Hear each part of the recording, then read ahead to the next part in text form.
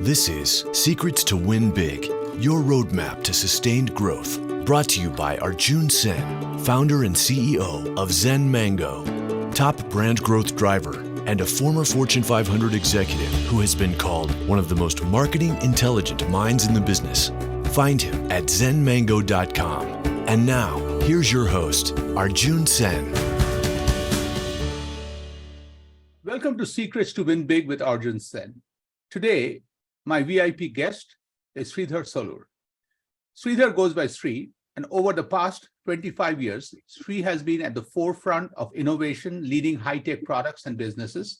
He spent over 2 decades at Hewlett Packard, serving as founder and CPO of CloudPrint, the company's wearables and IoT business. He would go on to serve in executive roles at SharkNinja and Berkshire Grey, respectively, and served on leadership roles in taking both companies public. Now, as CEO at Kenmore, Sri is leading the trusted appliance makers foray into home electrification and smart home markets. Sri, truly a pleasure. Welcome to Secrets to Win Big. Arjun, thank you for having me. So Sri, first of all, congratulations on an amazing journey. Very well deserved. I just want to ask the question right away is what makes Sridhar Solur successful? I think we are all creatures of our own circumstances or products of our own circumstances. I think there have been spectacular array of failures in my past that has shaped who I am. And I do believe that has played an outsized role in where I am today, Arjun. Mm-hmm. And I love the way you share the failures to be spectacular. And I just want to put you in a very unique company. In my office, I have this poster staring at me, which is a Michael Jordan ad. And this was an ad with Michael Jordan and Nike. And for those of you who are younger, haven't seen it, just search for Michael Jordan, Nike, and failure. And Michael Jordan talks about how in his career, he has missed more than 9,000 shots. X number of times he was given the game-winning shot he missed, and it writes in big things, I failed, and because of that, I succeed. And I really think taking pride of failure is very important. So Sri, as you look at failure, how do you have this perspective of so embracing it so positively, moving forward and not let failure define you? It's very simple. Failure has led me through unique paths, which have served as shortcuts to success. And that I feel has shaped my thinking about taking risk, taking a path less traveled, and also enjoying the journey along the way. Brilliant. I would have never thought of how, till you talked about how failure opens our mind to choose different paths. And these are shorter paths, faster paths. Love that. So I want to bring this discussion to Kenmore. So as you take each of these mindsets that is there, based on public knowledge, whatever you're comfortable sharing, at Kenmore, what is one of the biggest challenges you and your team faced, or eminent failures, and how you navigated through to come out as super winners? Arjun, it's very simple. Kenmore is a brand that is recognized and loved across the US and North America. Second, it's a timeless brand. It's over 100 years old. And you're a person who knows the inside outs of keeping a brand alive and loved, across decades. Mm-hmm. And one of the biggest challenges that I faced when I took on this role is we were supply constrained.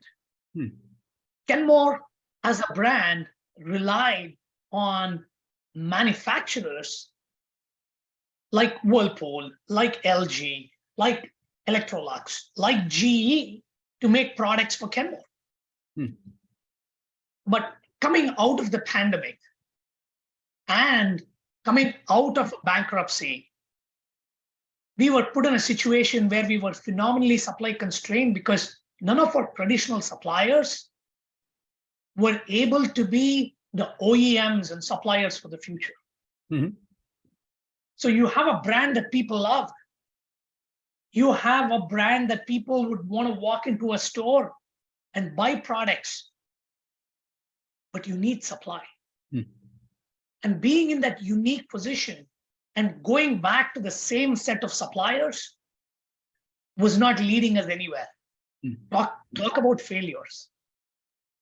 And what we did was we took a very unique approach and we went to what we call as emerging OEMs. Arjun, I can very happily say last year, at this point in time, we had one supplier. This year, we're going to end up with 9 unique, innovative OEMs making products for Kenmore from different parts of the world. And we basically went from literally 0 to 100, metaphorically, when it comes to supplier power. And what I love is a situation that you faced was nearly making you extinct because there was no way out if you did not find a solution. You made it into a strength. And now the very fact, not only your supply power is 0 to 100, as you said, but the very fact you have diversified it globally makes you more strong, resilient for future. Amazing example. So, Sri, knowing that this is a big challenge, 100-year-plus old brand, of course, you must have put in an amazing team. So what's your secret of building a team, especially, these are not easy battles to take a team to. Like a lot of us, like me, for listening to it itself, I'm just freaking out. I really wanted to know how the story ends. How do you take, how do you seek future leaders? Like, what's the best way to find those leaders who you want to be on your team? Evaluating leaders on 2 quadrants, mindset and expertise. Let's put expertise aside, which is, I think, not a difficult attribute to fill. But from a mindset perspective, I have a framework of what I call as 3 C's. One is consistency. The second one is competence. The third one is connection. Competence is self-explanatory, but let me explain consistency. Arjun, consistency is all about making incremental progress every day so that you can absolutely depend on the power of compounding. From day one, since I have been a CEO, I have met with the chairman of my board every week.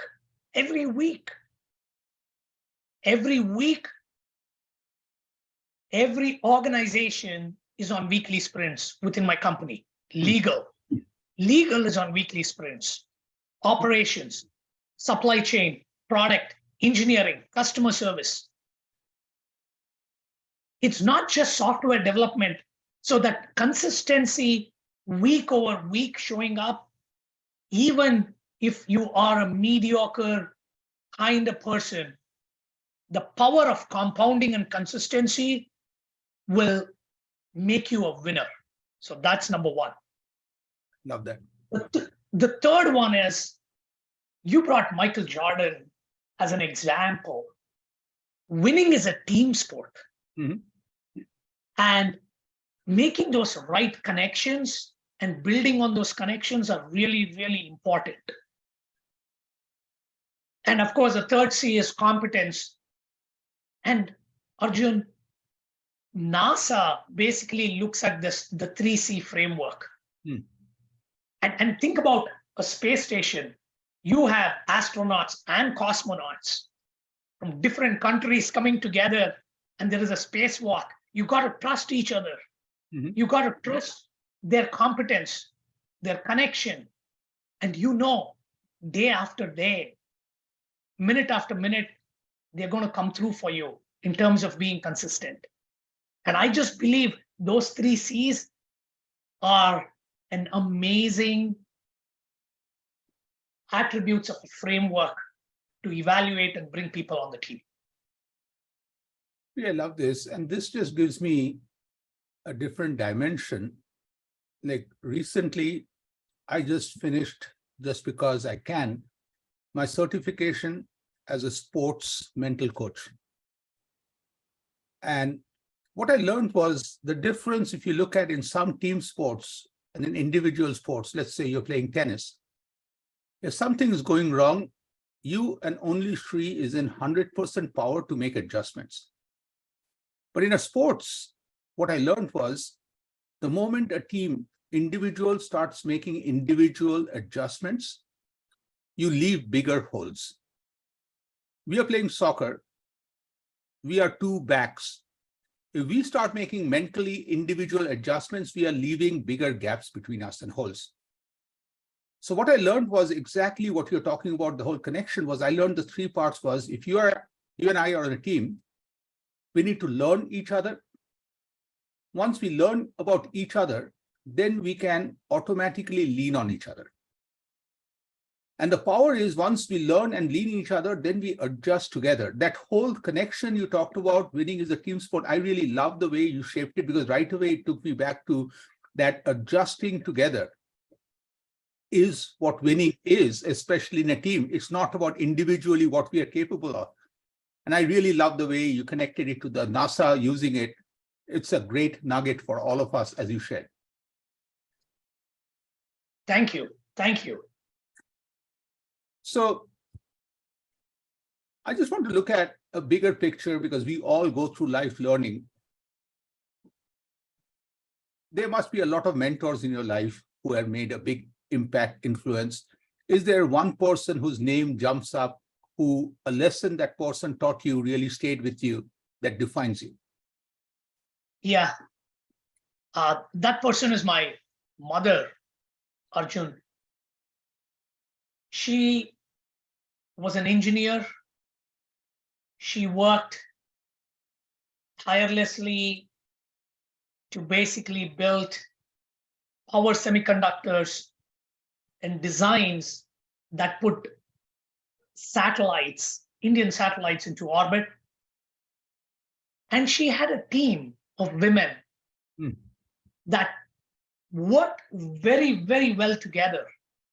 But what she did was her combination of a blue-collared work ethic, first one in, last one out, and the combination of humility and tenacity. The combination of telling and teaching that it's not how often you fall, but how quickly you get up and run that defines you. And finally, highlighting to me that in every walk of life, never take more than you can give. I love that. I love that. And that makes the world so much better. If you give more, each one of us do that. That solves nearly every problem on this planet. And she always said, any relationship, any conversation, when you walk away, always remember, you should have given more than what you have taken. Wow. And I truly appreciate you sharing, because you are giving us such a lot in this conversation. So Sri, building on that, based on amazing wisdom from your mom, and I would bet there have been other mentors too. If you have to choose one piece of the biggest learning that you want to take with you in your journey forward, what is that big learning that you want to take with you in the journey? we started with failure, and I want to continue on that topic, is it's not how often you fall, but how quickly you can get up and run that defines you. When I'm not working, I like to run. I run on trails. And I have learned this so often. When you run on trails, you twist your ankles so many times.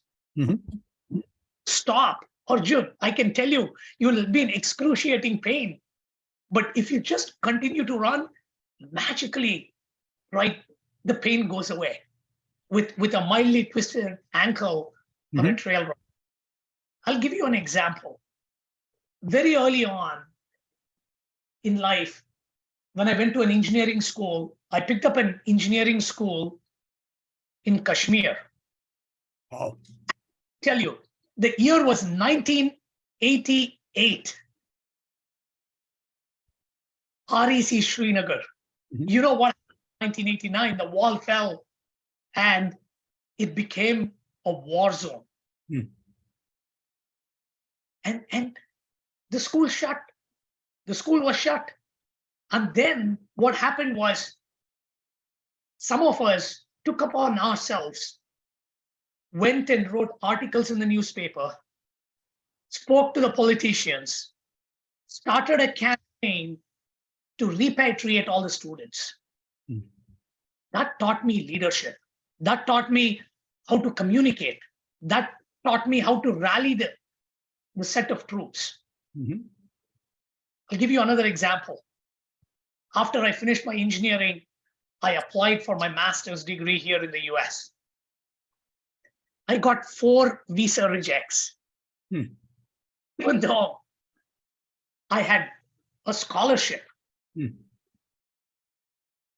And that was because we were not very well-to-do. And guess what I did? I joined a company wherein we worked on products that were really, really amazing. And I will tell you what that product was, Arjun, and that's going to put a smile on your face. It's Alta Vista, one of the first search engines. And guess what happened? Digital Equipment bought it. And guess what happened?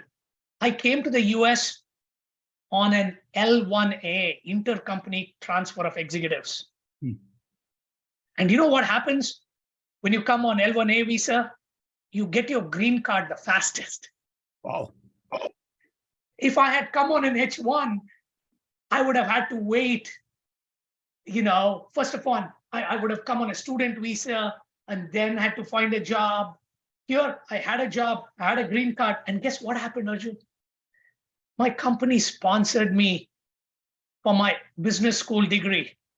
Life Failure, is cuts, take the less traveled. Failing, think of that as an opportunity. You will find the shortest path to success through failure. 3 things hit me as you shared this. Okay. First, when you talked about your regional engineering college experience in Srinagar, I really want to point to everybody listening, is a big part of the story is Sri not finding a path only for himself. Okay.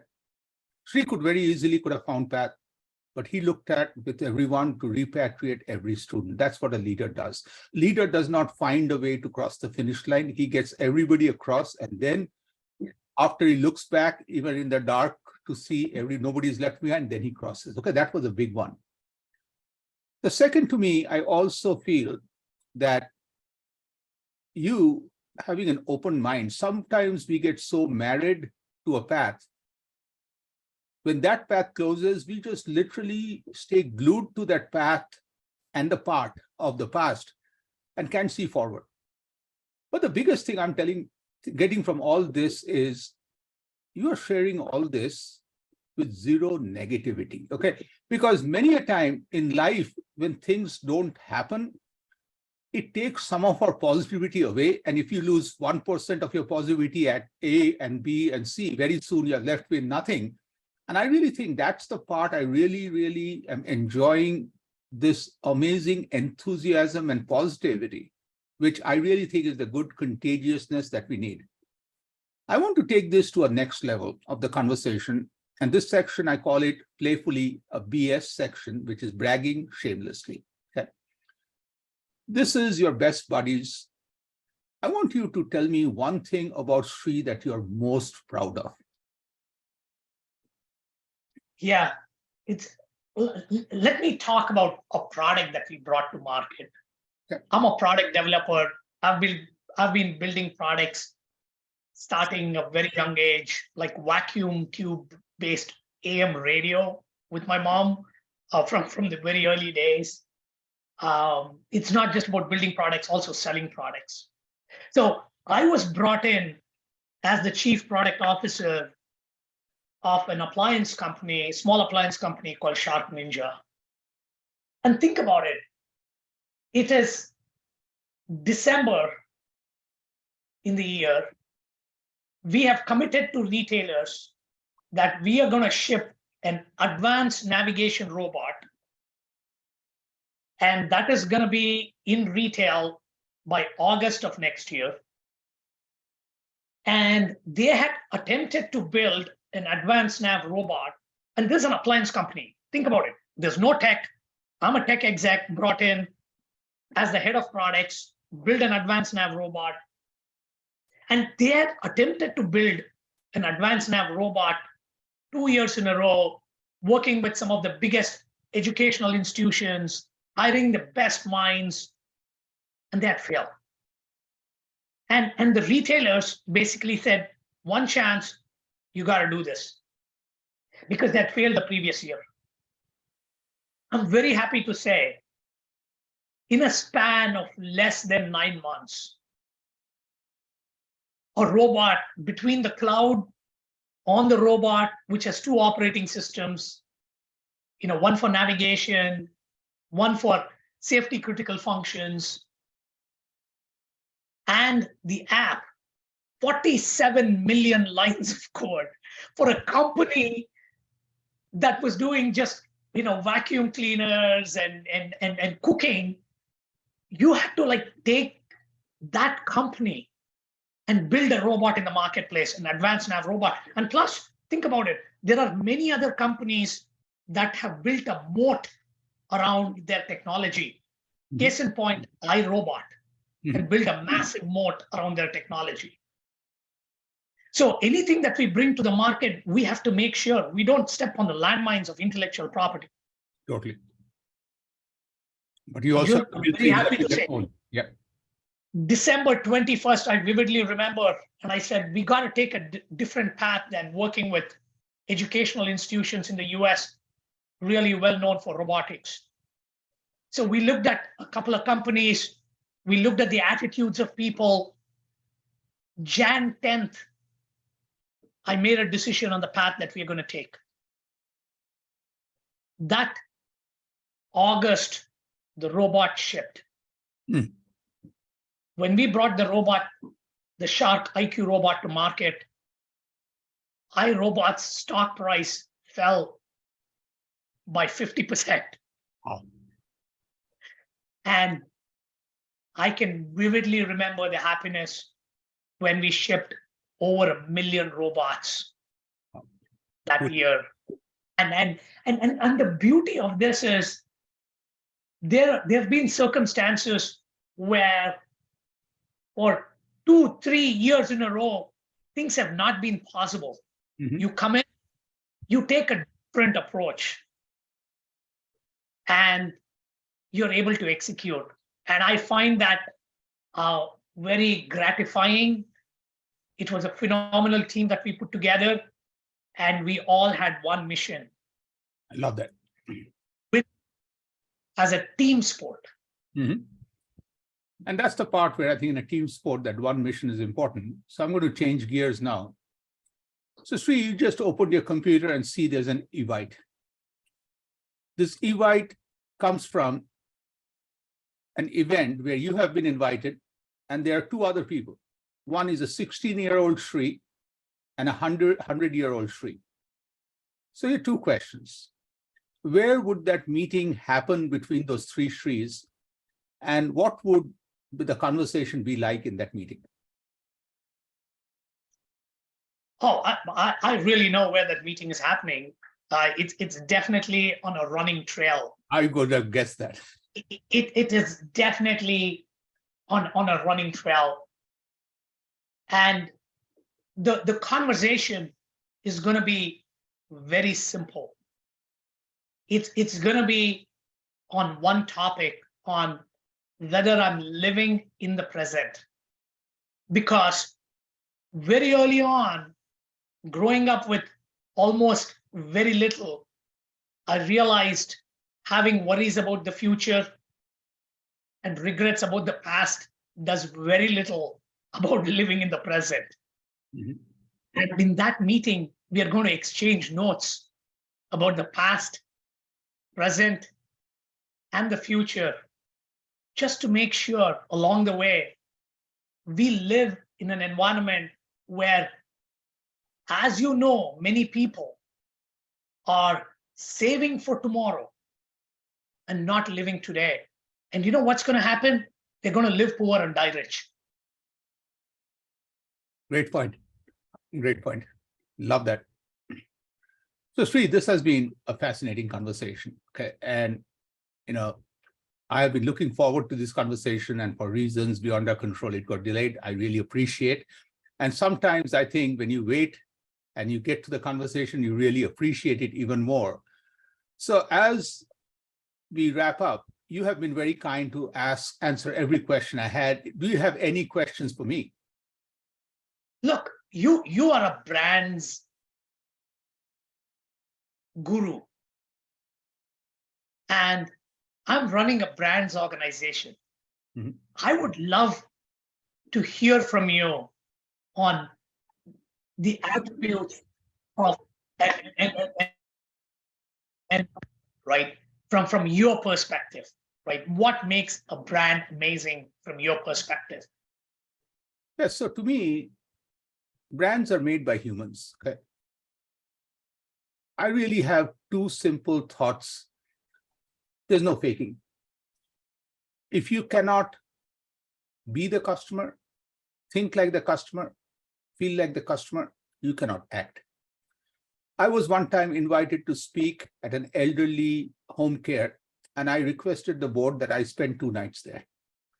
And once I spent 2 nights, first thing I realized that for me to go in when my time comes, I have to take everything from my house and only take 2 4x6 picture frames.